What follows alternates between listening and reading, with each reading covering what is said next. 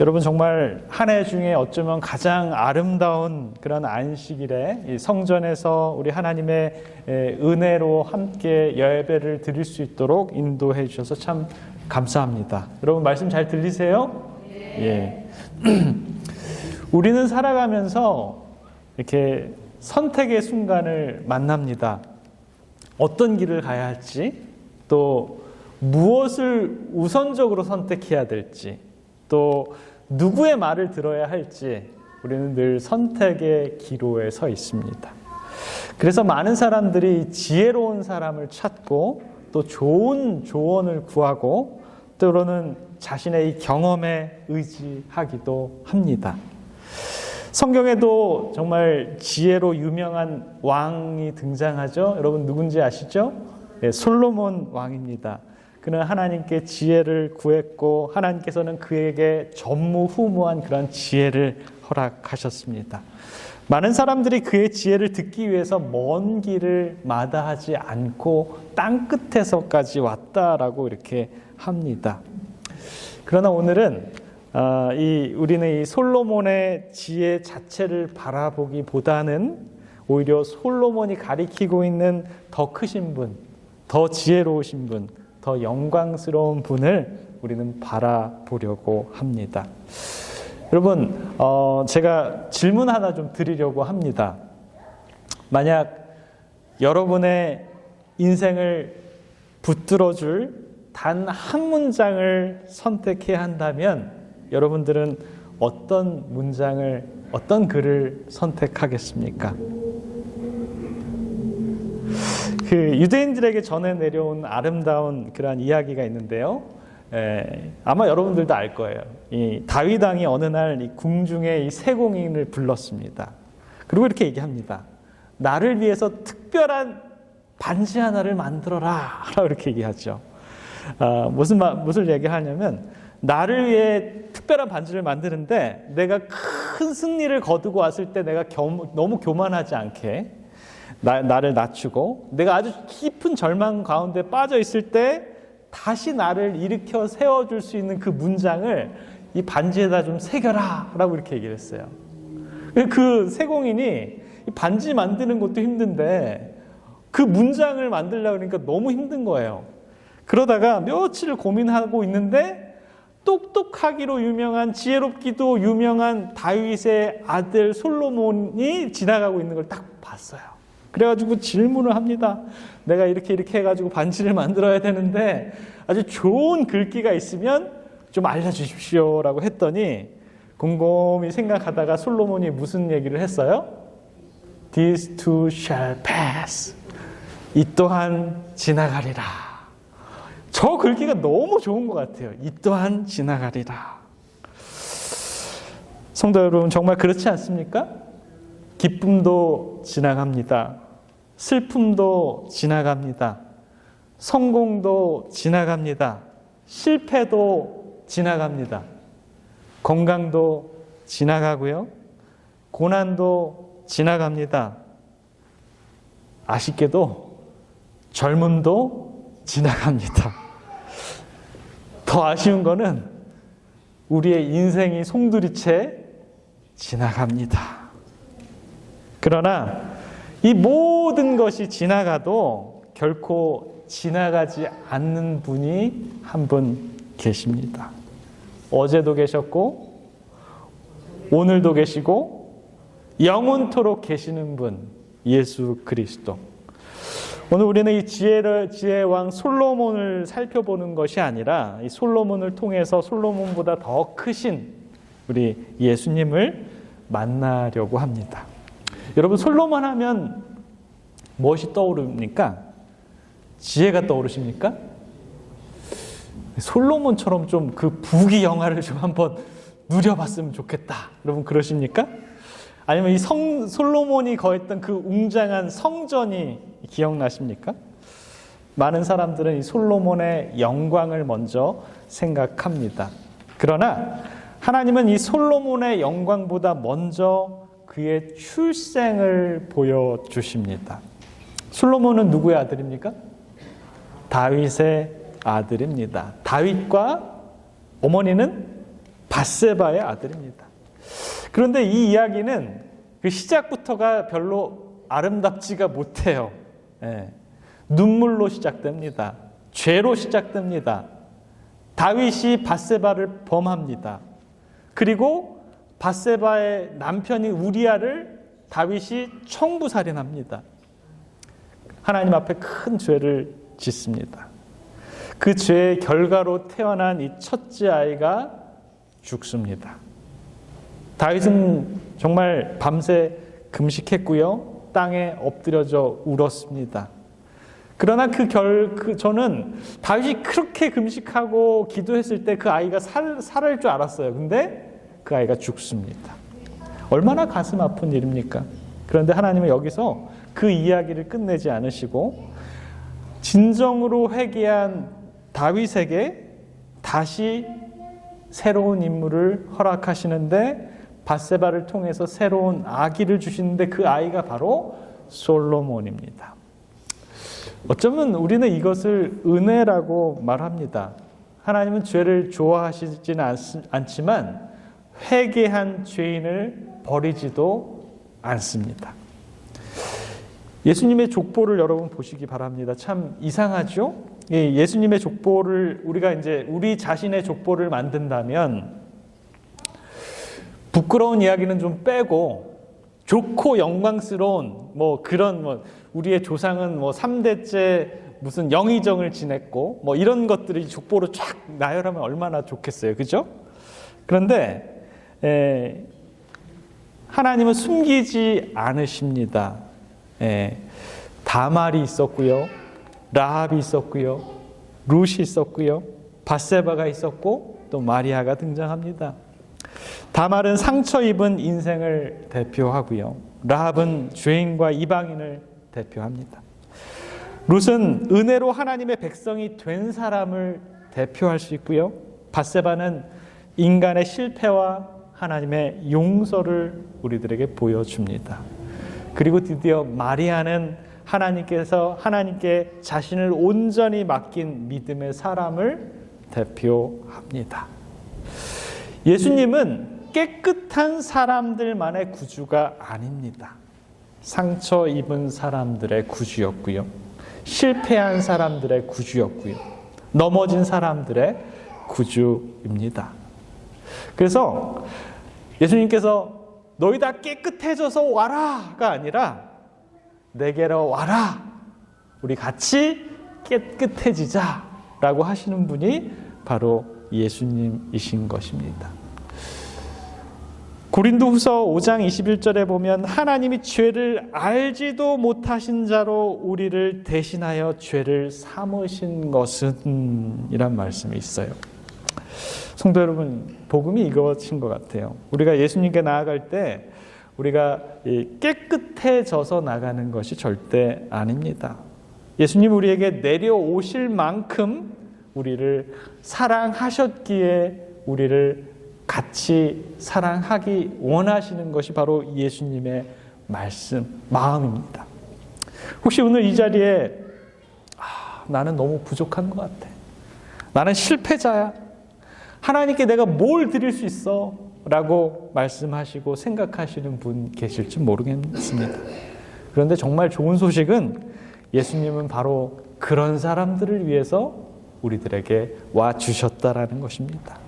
시대 소망에 보면 이런 말씀이 있어요. 그리스도께서는 인성을 취하심으로써 인류와 당신 자신을 하나로 결합하셨다라고 말씀하십니다. 성도 여러분, 예수님은 죄인을 정죄하기 위해서 오신 것이 아니라 구원하시기 위해서 오셨습니다.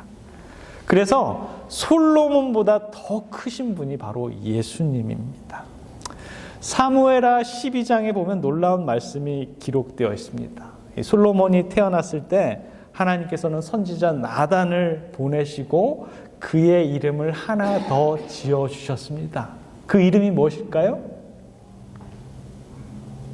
그 이름이 뭘까요? 솔로몬의 다른 이름 바로 여디디아입니다. 여디디아. 뜻이 뭐예요? 하나님의 사랑을 받는 아들, 여호와께서 사랑받는 자라는 이름이 바로 여디디야, 솔로몬의 다른 이름이었습니다. 얼마나 놀랐습니까? 죄의 상처 속에서 태어난 아들인데 하나님은 그 아이를 향해서 내가 사랑한다 라고 말해주고 있는 것입니다. 이 장면을 보면 우리는 누구를 떠오르게 되냐면 요단강에서 침례받으시는 예수님이 떠오릅니다. 그죠?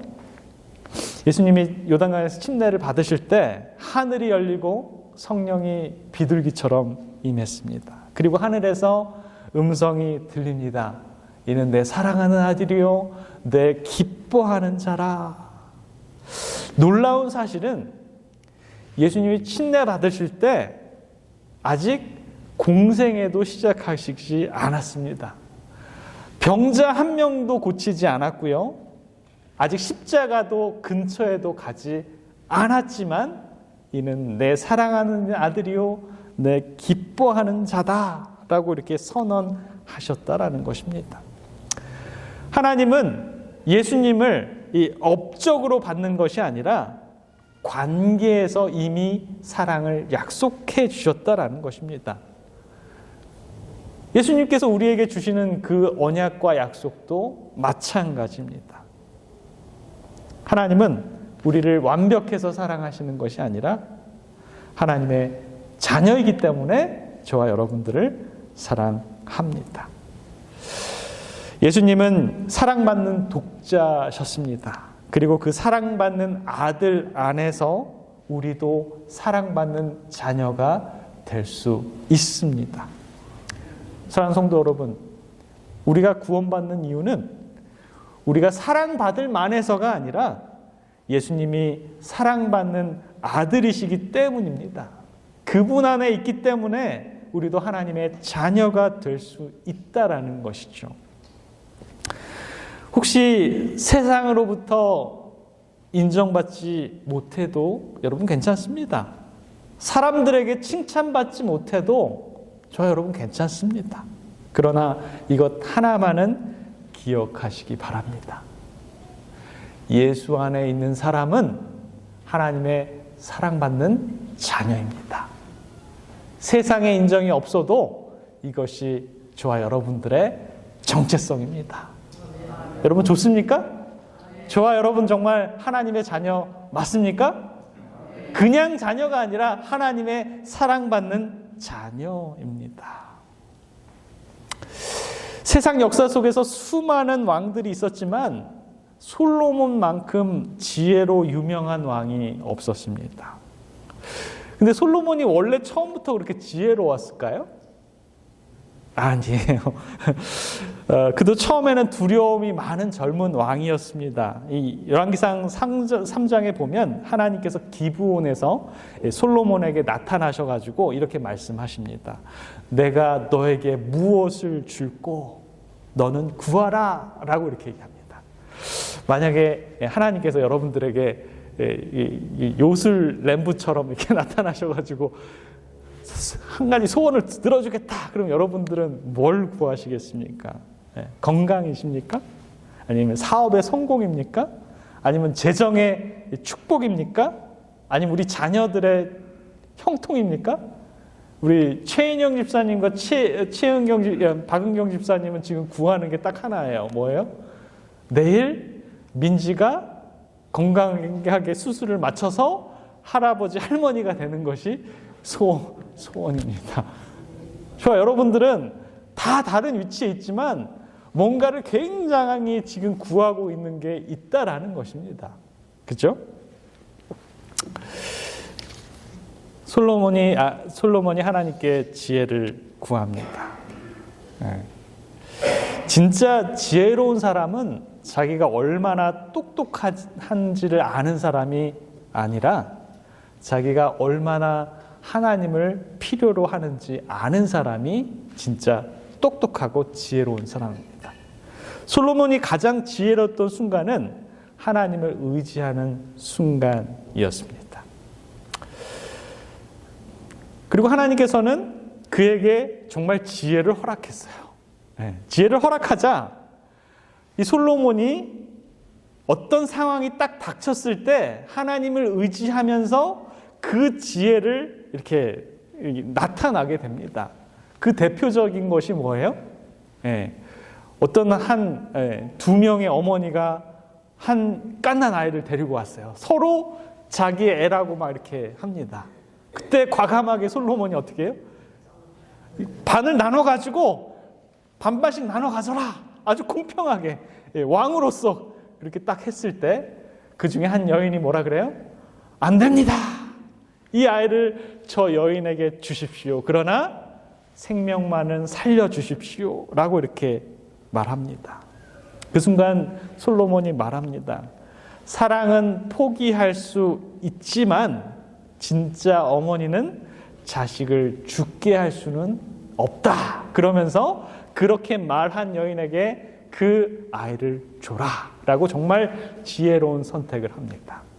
그리고 이 남방 여왕이 왔을 때 정말 남방 여왕이 여러 가지 것들을 보게 돼요. 이야, 하나님의 성정과 이 솔로몬의 외모와 그리고 그의 지혜를 보면서 정말 이 사람이 진짜 지혜롭구나라고 감복을 합니다. 그러나 마태복음 12장에는 이렇게 얘기를 합니다. 솔로몬보다 더 큰 이가 여기 있느니라. 왜일까요? 솔로몬은 하나님께로부터 지혜를 받은 사람입니다. 그러나 예수님은 지혜 자체이셨습니다. 고린도전서 1장 24절에 보면 그리스도는 하나님의 능력이요 하나님의 지혜니라. 누가 지혜예요? 예수님이 하나님의 지혜다라고 이렇게 선언합니다. 성도 여러분, 우리는 종종 하나님 문제 해결할 지혜를 주세요 라고 기도를 합니다. 그것도 참 중요합니다. 그죠? 그러나 하나님은 지혜보다 우리에게 더 큰 선물을 주신다라는. 여러분, 지혜를 받으시겠습니까? 예수님을 받으시겠습니까? 뭘 받으시겠습니까? 예수님을 받는 게 훨씬 좋죠. 그죠? 그래서 예수님 자신을 우리에게 주시는 것이 하나님의 마음이에요. 근데 우리는 뭘 구해요? 아주 조그마한 것들을 구해. 조그마한 것들을 구해. 조그마한 것들 구하지 마시고 큰 거를 구하십시오. 교육에는 이런 말씀이 있어요. 참된 고등교육은 하나님을 아는 지식이다. 진짜 똑똑한 교육은 뭐냐면, 지혜로운 건 뭐냐면 하나님을 아는 지식이다라고 이렇게 얘기합니다.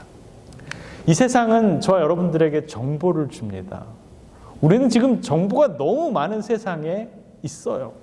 그러나 예수님은 생명을 주십니다.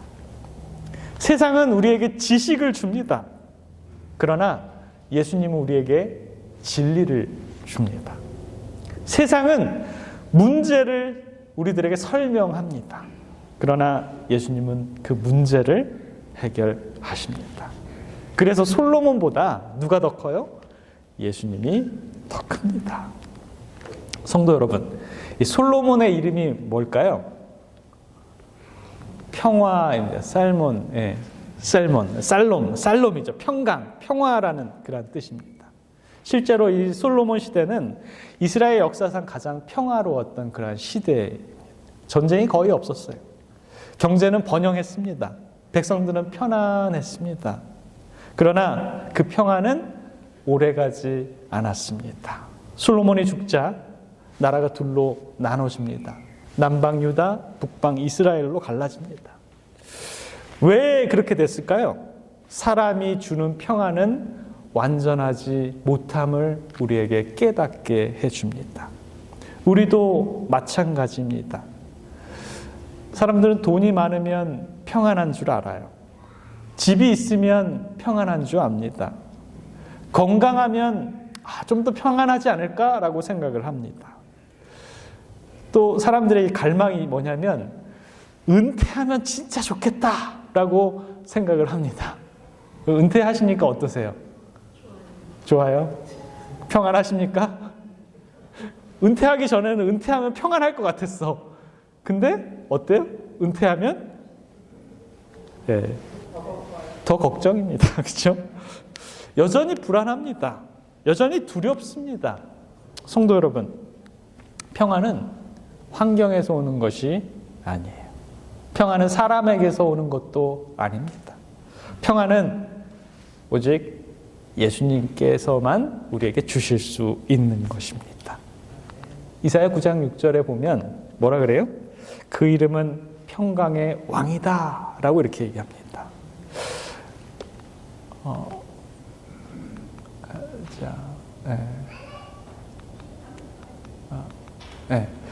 그는 우리의 화평이신지라. 에베소서 2장 14절에는 그런 말씀을 합니다. 예수님은 평화를 주시는 분이십니다. 예수님 자신이 평화이세요. 어느 날 폭풍우가 몰아쳤습니다. 바다 위에 이 배들이 모두 방향을 잃었어요. 파도는 거칠고 비가 쏟아지고 앞이 전혀 보이지 않습니다. 그런데 그 와중에 선원들이 저기 있다! 라고 이렇게 얘기를 해요. 그러면서 멀리서 한 줄기의 빛을 발견합니다. 그게 뭐예요? 등대였습니다. 등대였어요. 폭풍은 흔들렸지만 등대는 흔들리지 않습니다. 선원들은 그 빛을 따라서 항구로 돌아올 수 있었습니다. 어쩌면 우리의 인생도 이와 같습니다. 폭풍은 옵니다. 질병도 옵니다. 실패도 옵니다. 상실도 옵니다. 그러나 예수님은 흔들리지 않으십니다. 예수님이 우리의 인생의 등대이십니다.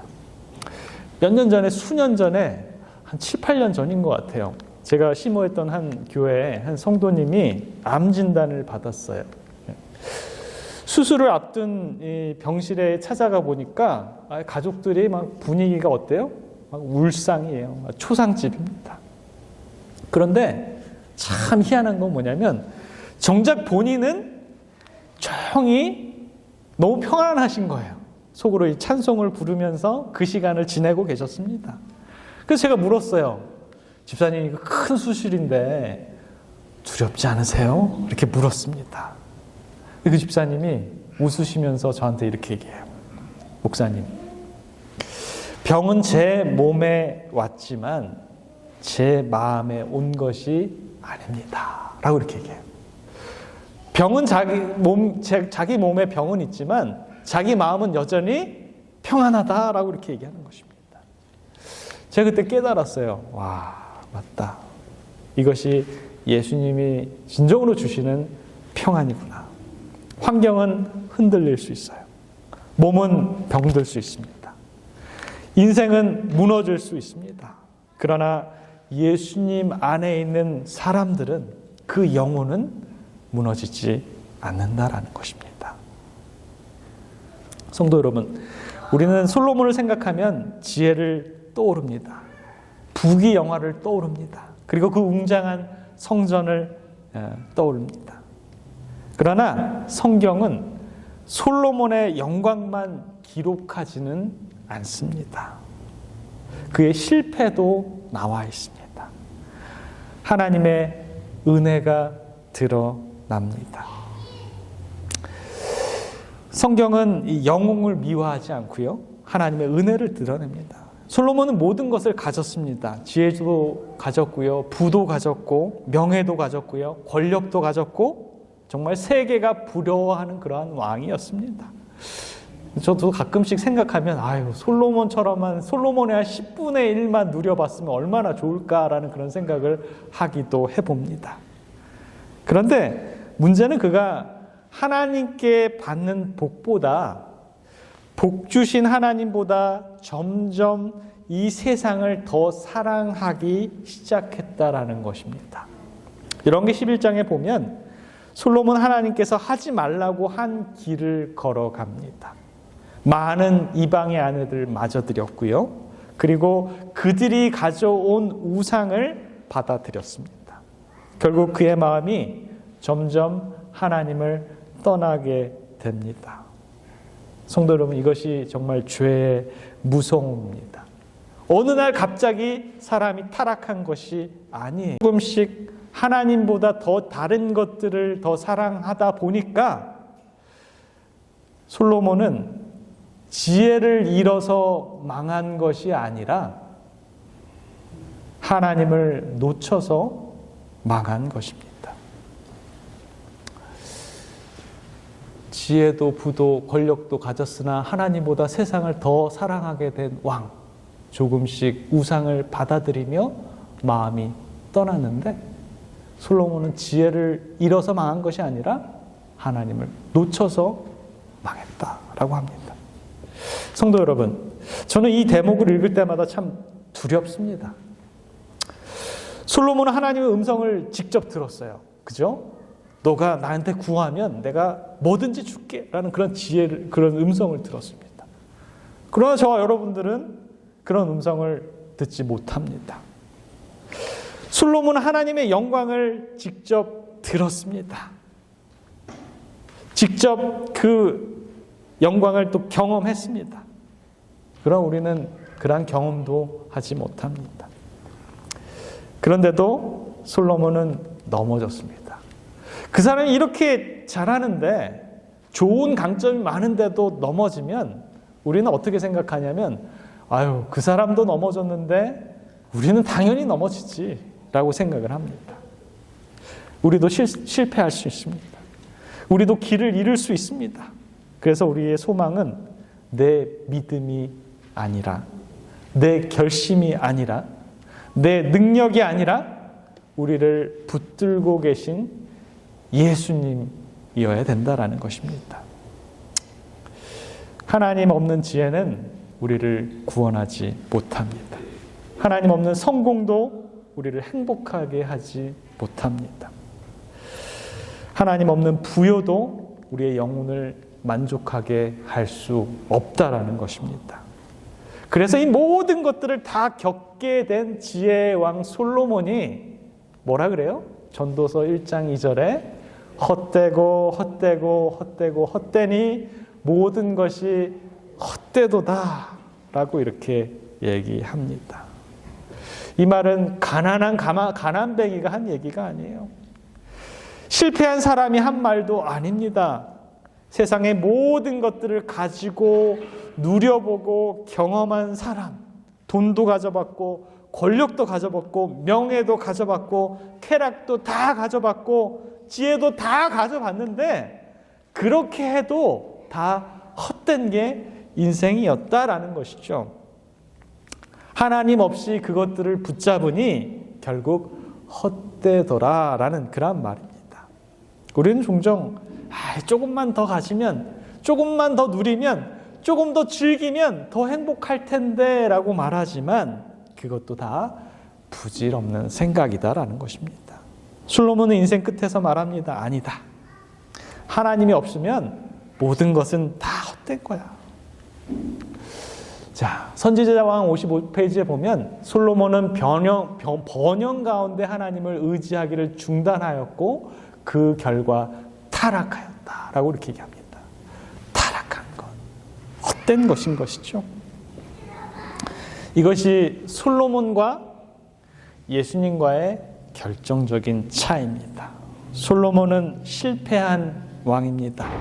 그러나 예수님은 실패하지 않은 왕입니다.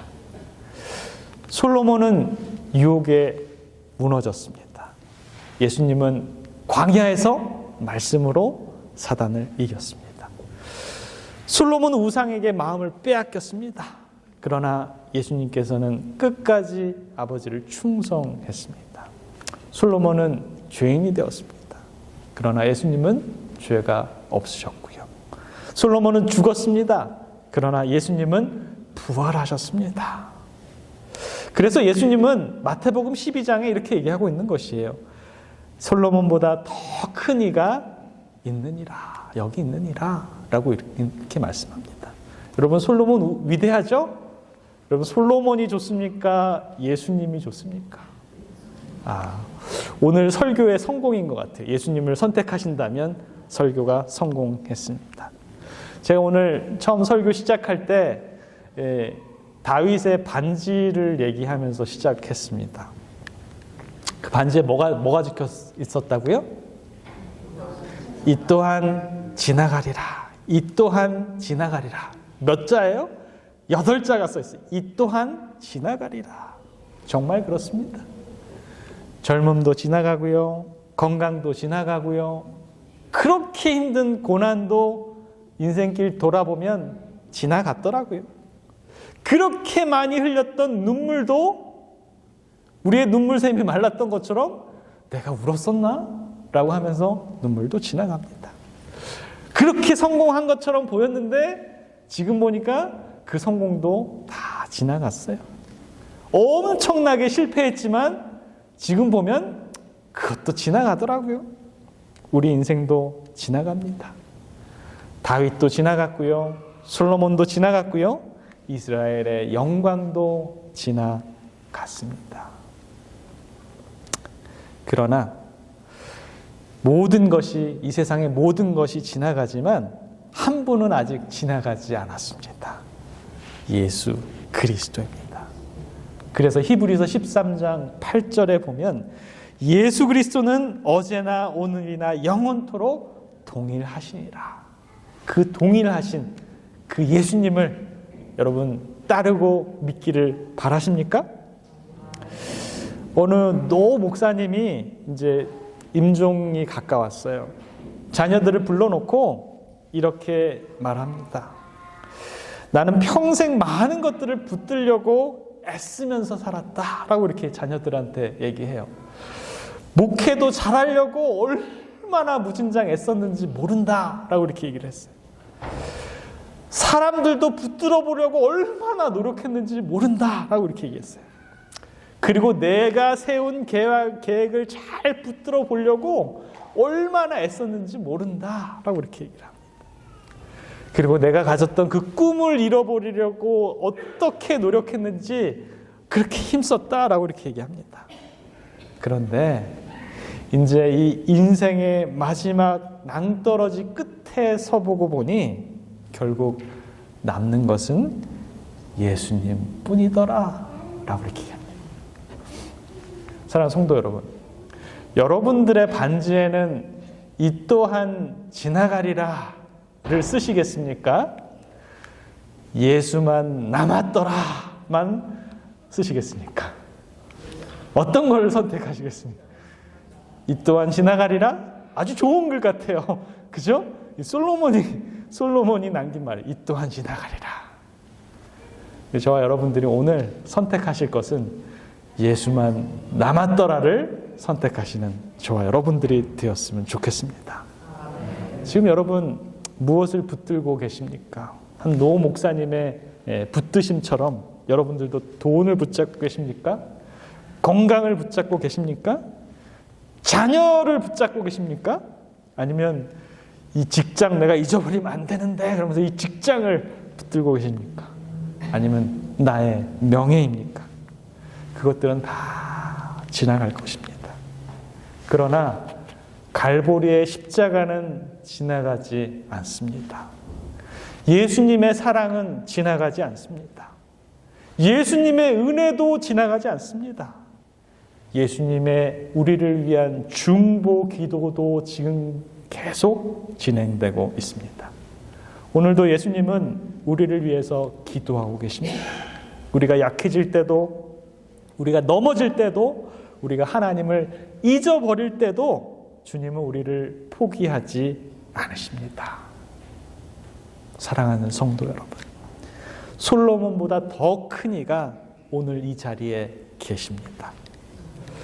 그분께 우리 다 함께 나아가시기 바랍니다. 우리 그분을 붙드시기 바랍니다. 그리고 그분을 사랑하시기 바랍니다. 여러분, 그분을 한번 쳐다보세요. 그분이 우리를 위해서 흘리신 그 십자가의 피를 생각할 때 우리는 그분을 사랑할 수밖에 없습니다. 왜냐하면 이 세상 모든 것이 지나가도 예수 그리스도는 영원하시기 때문입니다. 성도 여러분, 솔로몬의 지혜 부러워하지 마십시오. 솔로몬의 부 부러워하지 마십시오. 솔로몬의 영광 부러워하지 마십시오. 그보다 더 큰 예수 그리스도가 있습니다. 그분을 붙드시고 그분이 여러분들의 구주이시고 오늘도 여러분들의 구주이시며 영원토록 그분이 우리와 함께 하신다라는 그 믿음을 가지시면 저와 여러분들에게 영원한 생명의 길을 그분께서 우리에게 약속으로 보여주실 것입니다. 그러한 왕의 왕 되신 예수님을 모시는 저와 여러분들이 되시길 바라면서 말씀을 마치겠습니다. 아멘.